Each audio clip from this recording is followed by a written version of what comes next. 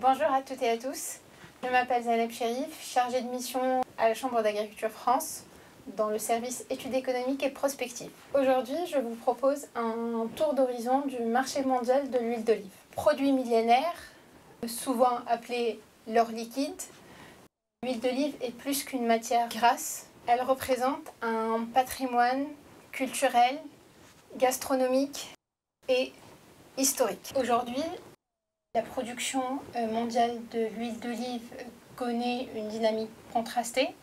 Après 2 années marquées par des conditions climatiques extrêmes, la production mondiale repart à la hausse avec une augmentation de 32% pour la campagne 2024-2025. L'Europe et surtout l'Espagne restent le leader incontesté. Mais sa domination s'effrite au profit d'autres pays comme la Tunisie, la Turquie ou encore le Maroc. Ces pays ont su moderniser leurs moyens de production et profitent de conditions climatiques qui sont plus favorables.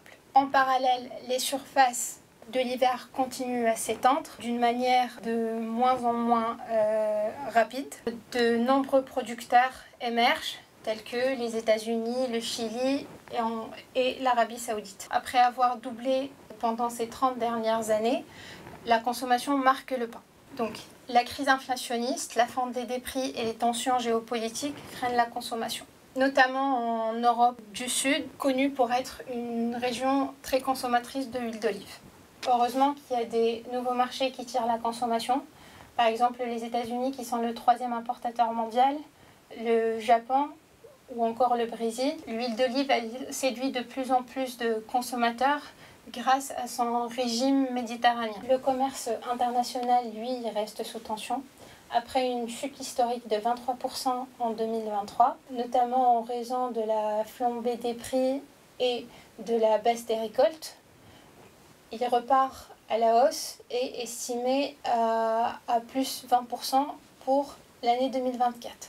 En France, la production progresse, mais elle reste modeste. Elle couvre à peine 5% des besoins. La consommation des Français de l'huile d'olive a presque doublé. En 25 ans, on est passé de 44 000 tonnes à 110 000 tonnes, dépendant très fortement des importations, notamment des importations espagnoles, italiennes et tunisiennes. L'avenir de la filière repose sur 2 grands défis.